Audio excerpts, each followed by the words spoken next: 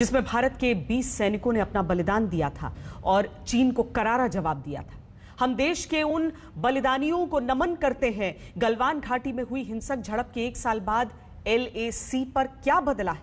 पिछले 1 साल में चीन और उसकी सेना को भारत की तरफ से क्या मैसेज दिया गया है और इस वक्त LAC पर क्या हालात हैं? इसी पर आधारित हमारी ये रिपोर्ट देखिए।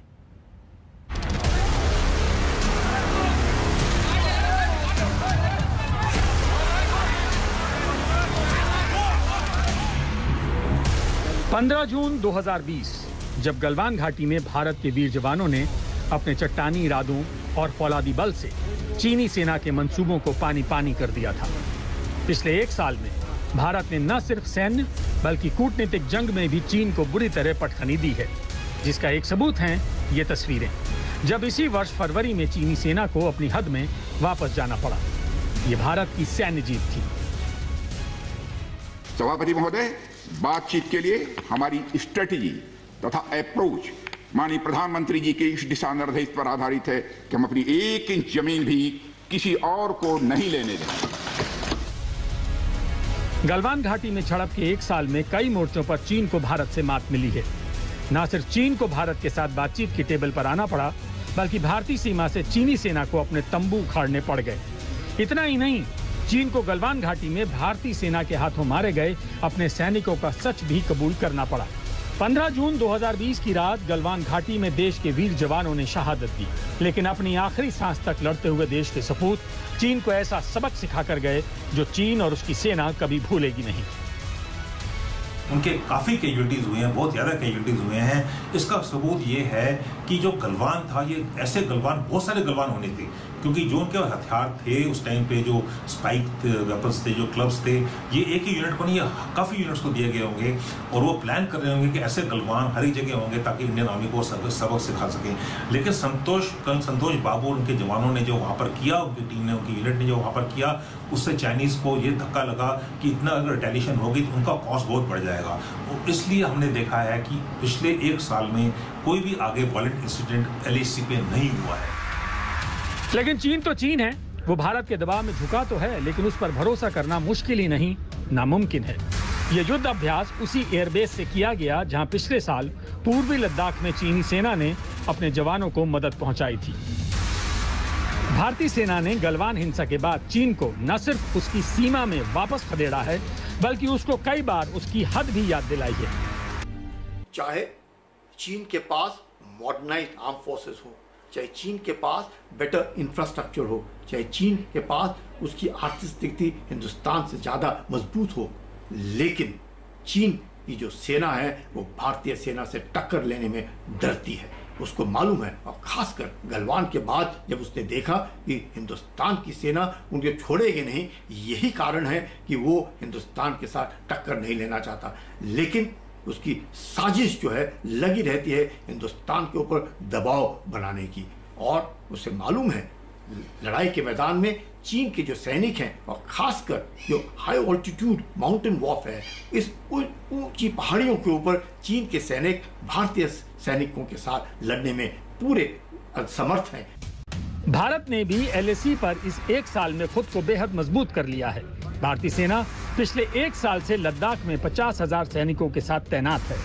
इस तैनाती में जरा भी बदलाव नहीं आया। राफेल के साथ साथ MiG-29 और सुखोई 30 के बेड़े उत्तरी लद्दाख के आसमान में हावी रहे हैं, और अब इसी महीने के अंत तक राफेल की दूसरी स्क्वाड्रन भी तैयार हो जाएगी। सेना की 1 स्ट्राइक कोर को लद्दाख में उत्तरी सीमाओं की तरफ फिर से तैनात किया गया है। LAC पर लद्दाख में सभी फॉरवर्ड पोस्ट तक साल भर सप्लाई करने का इंफ्रास्ट्रक्चर तैयार कर लिया है। बॉर्डर रोड ऑर्गेनाइजेशन की मदद से पूरे साल सेना की आवाजाही के लिए बेहद तेजी से सड़कों का निर्माण चल रहा है। सेना के इंजीनियरों ने पिछले 11 महीनों के भीतर ही सीमा पर जवानों के आवास की उन सुविधाओं को बना लिया है जिसकी प्लानिंग अगले 5 सालों में बनाने की थी। चीनी गतिविधियों पर नजर रखने के लिए, निगरानी को बढ़ाने के लिए पैंगोंग झील में नई नावें भी तैनात की गई हैं।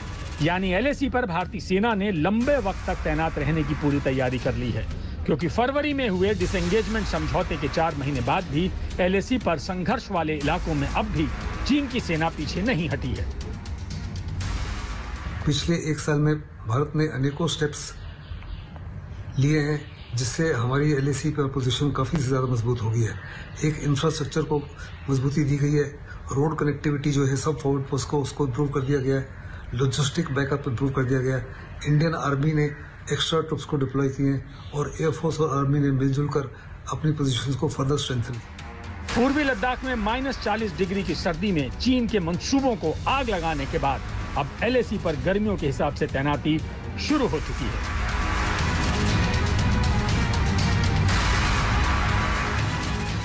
गलवान घाटी में हिमाकत कर चीन ने खुद को ही नुकसान पहुंचाया है। इस एक साल में भारतीय सेना ने लद्दाख सेक्टर में अपनी स्थिति को और मजबूत कर लिया है। राफेल लड़ाकू विमान से लेकर फॉरवर्ड पोस्ट तक सड़कों के नेटवर्क को तेजी से तैयार किया गया है, क्योंकि चीन को काबू में रखने का एक ही तरीका है कि उसकी हर हरकत पर नजर रखी जाए और ईंट का जवाब पत्थर से दिया जाए, और जिसके लिए भारतीय सेना पूरी तरह से तैयार है। मंजीत नेगी, दिल्ली, आज तक। गलवान हिंसा के मास्टरमाइंड चीन को उसकी हद में रखने के लिए भारतीय सेना ने पिछले 1 वर्ष में कई कदम उठाए।